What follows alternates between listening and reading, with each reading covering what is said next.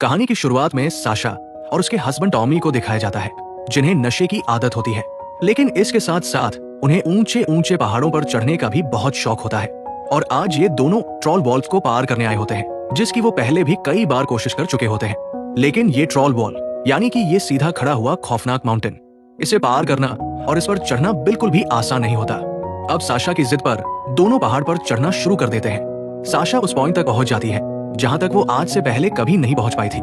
वो बार बार कोशिश करती है, लेकिन आज भी उस पॉइंट को पार नहीं कर पाती। अब उसका हस्बैंड टॉमी कहता है कि आज के लिए बहुत हो गया, हमें अब आराम करना चाहिए, कल सुबह दोबारा कोशिश करेंगे।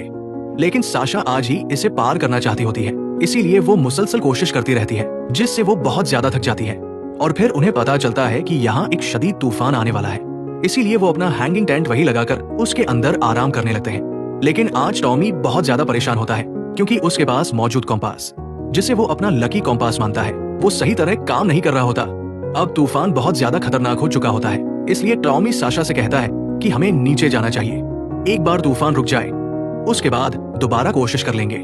और अब ये दोनों नीचे उतरना शुरू कर देते हैं। रात के अंधेरे में नीचे उतरने में उन्हें बहुत मुश्किल पेश आ रही होती है, और तभी एक बर्फानी तोदा भी गिर जाता है, जिसकी वजह से पहाड़ से बर्फ के साथ बड़े बड़े पत्थर भी गिरना शुरू हो जाते हैं।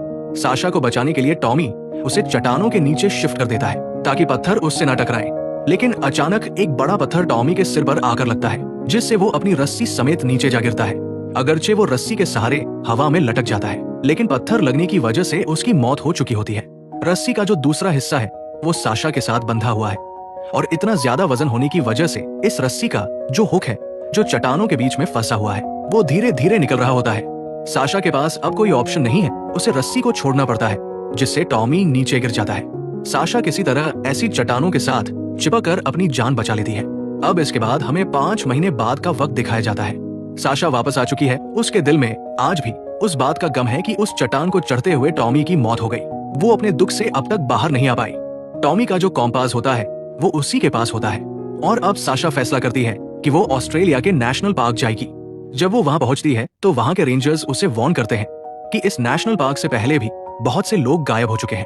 साशा देखती है कि वहां बहुत सारे लोगों की तस्वीरें लगी हुई होती है, जो पहले इस नेशनल पार्क के अंदर गए थे, लेकिन कभी वापस नहीं आए। लेकिन साशा किसी भी कीमत पर अंदर जाना चाहती होती है, इसीलिए वहां मौजूद रेंजर उसका नाम और एड्रेस लिख लेता है। इसके बाद साशा वहां से निकलकर एक गैस स्टेशन के स्टोर में जाती है, जहां 2 शिकारी उसे तंग करने लगते हैं। लेकिन तभी वहां बेन नाम का एक लड़का आता है, जो सूखा हुआ गोश्त बेच रहा होता है।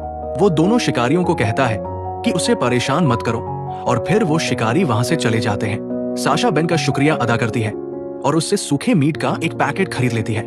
इसके बाद वो अपनी गाड़ी में आकर बैठ जाती है। वो देखती है कि उसका जीपीएस काम नहीं कर रहा होता, और साथ ही मैप में भी उसे कुछ समझ नहीं आ रहा होता। तभी वहां बेन आ जाता है। साशा उसे मैप में एक जगह दिखाती है जिसका नाम ग्रैंड नैरोज होता है, जो बहुत घने जंगलों के दरमियान मौजूद होती है। वो कहती है कि मैं यहाँ जाना चाहती हूँ। बेन उसे बताता है कि वहां जाने के 2 रास्ते हैं, एक आसान रास्ता और दूसरा मुश्किल रास्ता। अगर तुम मुश्किल रास्ते से जाओगी तो वहां बहुत खूबसूरत नजारे देखने को मिलेंगे। इसीलिए साशा फैसला करती है कि वो मुश्किल रास्ते से ही ग्रैंड नैरोज जाएगी, और फिर वो रास्ता शुरू हो जाता है, जिसके बाद साशा एक बे एरिया में पहुंच जाती है। अब रात हो चुकी होती है, इसीलिए वो वहां अपना कैंप लगा लेती है।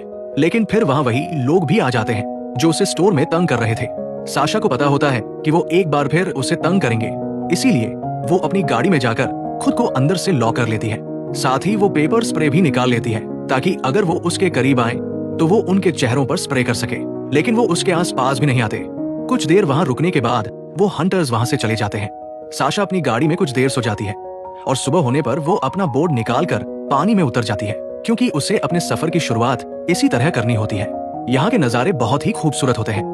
काफी देर तक पानी का सफर तय करने के बाद जब वो किनारे पर पहुंचती है तो वहां उसे उन लोगों का सामान दिखाई देता है जो अब तक गायब हो चुके थे। सामान बहुत अच्छे तरीके से रखा हुआ होता है, लेकिन साशा बहुत थक चुकी होती है, इसीलिए वो आराम करने के लिए एक जगह रुक जाती है।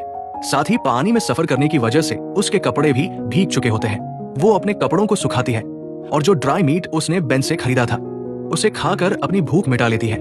इसके बाद वो अपने टेंट के अंदर सो जाती है। अगली सुबह बाहर हलचल की वजह से उसकी आंख खुलती है। जब वो बाहर जाती है तो देखती है कि वहां उसका बैग पड़ा हुआ था। अब वो वहां पर नहीं होता, यानी उसका बैग कोई वहां से ले जा चुका होता है। साथ ही उसके टेंट के अंदर एक सांप भी आ गया होता है। लेकिन उसकी किस्मत अच्छी होती है कि वो वक्त से पहले वहां से निकल गई होती है। इसके बाद एक बार फिर वो अपने बोट के जरिए पानी का सफर शुरू कर देती है। कुछ दूर जाने के बाद साशा को एक और किनारे पर एक बोट नजर आता है। जब वो उस किनारे पर पहुंचती है तो देखती है कि वहां बेन का कैंप लगा हुआ है। बेन को वहां देखकर साशा को बहुत खुशी होती है।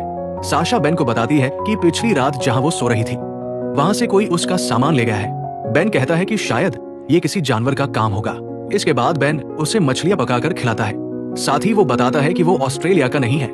बचपन में मुझे मेरी माँ यहाँ लाई थी, जिसके बाद मैं हमेशा के लिए यहाँ रह गया। वो साशा से ये भी कहता है कि तुम यहाँ क्या कर रही हो, तुम्हें तो पहाड़ पसंद है। ये सुनकर वो हैरान तो हो जाती है, लेकिन वो इससे ये नहीं पूछती कि इसे ये सब कैसे पता है, क्योंकि बेन बहुत अजीब सी बातें कर रहा होता है। साशा कहती है कि वो हर बार मुश्किल वक्त में किसी न किसी तरह महफूज रही है। बेन कहता है कि हाँ, लेकिन तुमने उन्हें बहुत अच्छे तरीके से हैंडल किया, वो तुम्हारे पास भी नहीं आए। ये सुनकर साशा हैरान रह जाती है और अब बेन उसे सच बताता है कि मैंने जानबूझकर तुम्हें रास्ता बताया था और मैं शुरू से तुम्हें स्टॉक कर रहा हूँ, यानी तुम्हारा पीछा कर रहा हूँ। साशा समझ जाती है कि उसका बैग चुराने वाला भी बेन ही है और इससे पहले कि वो इससे बैग के बारे में पूछे, बेन खुद उसका बैग लेकर उसके सामने रख देता है। साशा देखती है कि उसका ब्रेसलेट भी बेन ने पहन रखा है। वो समझ जाती है कि उसे जल्द अज जल्द यहाँ से निकलना होगा और अब बेन एक चट्टान पर जाकर एक स्पीकर उसके सामने रख देता है और कहता है कि मैं शिकारी हूँ, मैं इंसानों का शिकार करता हूँ। तुम्हारे पास अपनी जान बचाने का एक मौका है। मैं एक गाना चलाऊंगा, जब तक ये गाना चलेगा तुम भाग सकती हो, और जैसे ही गाना बंद होगा मैं अपने क्रॉसबो से तुम्हारा शिकार शुरू कर दूंगा। तुम्हारे फोन को भी मैंने अपने पास रख लिया है। साशा के बैग में सर्वाइवल के लिए पूरी सप्लाई मौजूद है जो साशा के पास है और अब वो गाना प्ले करता है। साशा बैग उठाकर अपनी बोट के जरिए पानी के रास्ते वहां से निकल जाती है। वो बहुत ज्यादा डरी हुई होती है क्योंकि उसे पता होता है कि बेन एक साइको इंसान है। वो इतनी ज्यादा घबरा जाती है कि एक झरने से गिरते हुए अपनी बोट भी खो देती है। इसके बाद वो पानी से बाहर आकर जंगल में भागना शुरू करती है और उसे उम्मीद की एक किरण नजर आती है। दरअसल उसे एक फैमिली की आवाज सुनाई दे रही होती है। जब वो ऊपर जाकर देखती है तो वहाँ बेन ने अपना फोन रखा होता है जिस पर एक रिकॉर्डिंग चल रही होती है जिसमें एक फैमिली वहाँ एंजॉय कर रही थी। बेन उनसे दोस्ती करता है और फिर एक एक करके सबको मार देता है। असल में ये सब साशा को मारने के लिए बेन का एक जाल ट्रैप था। बेन अपने क्रॉसबो से तीर चलाता है, लेकिन साशा की किस्मत अच्छी होती है कि वो बच जाती है और अब वो भागना शुरू कर देती है। बेन मुसलसल कई तीर चलाता रहता है और एक तीर उसकी टांग पर लग जाता है जिससे इसकी टांग पूरी तरह इंजर्ड हो जाती है और वो दर्द की शिद्दत से दरिया में गिर जाती है। दरिया में गिरने की वजह से उसके सिर पर भी चोट लग जाती है। साशा खुद को संभालते हुए दरिया के किनारे तक पहुंचती है। यहाँ आकर वो सबसे पहले अपने कपड़े बदलती है क्योंकि वो पूरी तरह भीग चुकी होती है। साशा बहुत ज्यादा थक चुकी होती है और भूखी भी होती है, इसलिए वो ताकत के लिए कुछ खाती है। उसे पता होता है कि बेन जल्द ही यहाँ आ जाएगा, इसलिए वो एक बार फिर भागना शुरू कर देती है।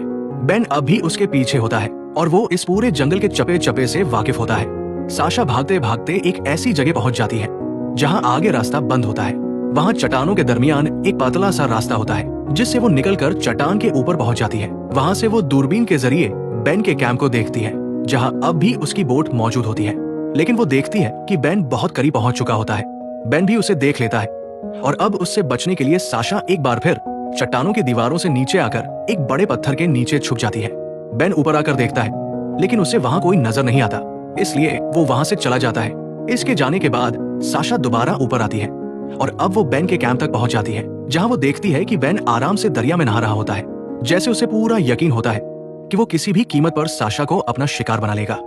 साशा का इस जगह वापस आने का सिर्फ एक ही मकसद होता है और वो था उसकी बोट। वो किसी तरह पानी के अंदर जाकर अपनी बोट तक पहुंचती है, लेकिन ये भी बेन का एक जाल होता है। बोट के नीचे उसने पहले से ट्रैप लगा रखा होता है जिसमें साशा की टांग फंस जाती है। अब बेन उसके पास आता है मगर साशा उसके बैग में मौजूद स्प्रे उसके चेहरे पर मार देती है जिससे उसकी आंखों में जलन शुरू हो जाती है। इसी दौरान वो देखती है कि वहाँ उसका क्रॉसबो भी मौजूद होता है।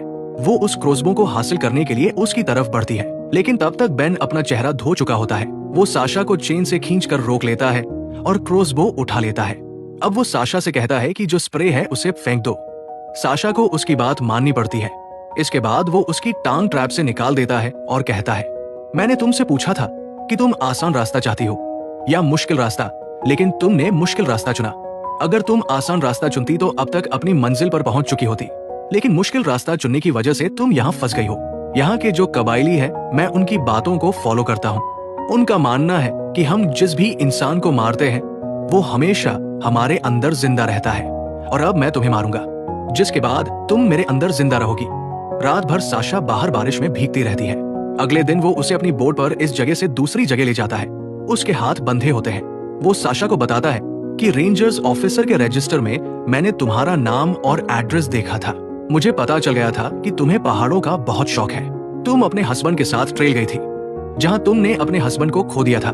साशा कहती है कि वो एक हादसा था। इसके बाद वो इसे पानी में फेंककर इसी तरह घसीटता हुआ एक गुफा तक ले आता है, जहां वो देखती है कि वहां उन फैमिलीज की डेड बॉडीज मौजूद है, जिनका वीडियो उसने मोबाइल में देखा था। दरअसल ये एक बहुत बड़ा साइको है। वो लोगों की खाल सुखाकर उन्हें बेचता है। वो साशा को बताता है कि आज तक मैंने किसी की रूह को अपने अंदर कैद नहीं किया, क्योंकि कबीले वालों का मानना है कि जब तक हम इंसान को मारकर उसका लिवर नहीं खाते तब तक ये अमल कंप्लीट नहीं होता। आज तक मैंने बहुत सारे लोगों को मारा है, लेकिन मुझे कोई भी ताकतवर रूह नहीं मिली, जिसकी वजह से मेरा कबायली रिवाज पूरा नहीं हो पाया। लेकिन आज मुझे वो रूह मिल चुकी है। यानी वो साशा को मारकर अपना रिचुअल पूरा करना चाहता है। इसके बाद वो अपने नकली दांत निकालकर अपने असली दांत दिखाता है, जो किसी जानवर की तरह तेज होते हैं। दरअसल उसने खुद अपने दांतों को घिसकर ऐसा बना लिया होता है। ये भी उनके कबायली रस्म और रिवाज का हिस्सा होता है। दरअसल वो सबसे पहले अपनी माँ के साथ यहाँ आया था। उसने सबसे पहले अपनी माँ को ही शिकार बनाया था। इसके बाद उसने कई लोगों को मारा और आज साशा की बारी होती है। वो साशा के बहुत करीब आ जाता है। साशा अपने दांतों से उसका कान काट देती है, जिससे उसे मौका मिल जाता है और वो पानी में छलांग लगा देती है। लेकिन बेन भी उसके साथ पानी में कूद जाता है। वो अपनी चेन से खुद को साशा के साथ अटैच कर लेता है ताकि वो भाग न सके। लेकिन पानी का बहाव बहुत तेज होता है, इसलिए दोनों ही एक झरने से नीचे गिर जाते हैं। इस वजह से बेन पानी के अंदर पत्थरों से टकराकर बेहोश हो जाता है। दोनों किनारे पर आ जाते हैं, जहां साशा उसे पत्थर मारने की कोशिश कर रही होती है कि अचानक बेन होश में आ जाता है। वो साशा पर हमला करता है। अगरचे वो साशा को मार सका था, लेकिन वो इसका खेल इस तरह खत्म नहीं करना चाहता था, इसलिए वो इसे जिंदा छोड़ देता है। इसी लम्हे साशा को मौका मिल जाता है। वो पत्थर उठाकर उसकी टांग पर मारती है, जिससे उसकी टांग की हड्डी टूट जाती है। इसके बाद दोनों वहीं पड़े रहते हैं, क्योंकि साशा भी बहुत बुरी तरह थक चुकी होती है। रात हो जाती है। अब साशा के दिल में जो भी बातें होती हैं, वो कहना शुरू करती है। वो बताती है कि इसे आज तक नहीं पता कि जब उसने अपने हस्बैंड की रस्सी छोड़ दी थी तो वो जिंदा था या नहीं। उसकी मौत की जिम्मेदार वो खुद को समझती है, क्योंकि उसकी जिद थी कि वो ट्रेल पर चढ़े। उस दिन वो उसके साथ नहीं थी, जिसकी वजह से उसकी जान नहीं बच सकी। दोनों इसी तरह वहीं पड़े रहते हैं। सुबह हो जाती है। साशा बेन से कहती है कि तुम्हें मेरे साथ इस चट्टान को चढ़ना होगा, तभी यहाँ से निकल पाओगे।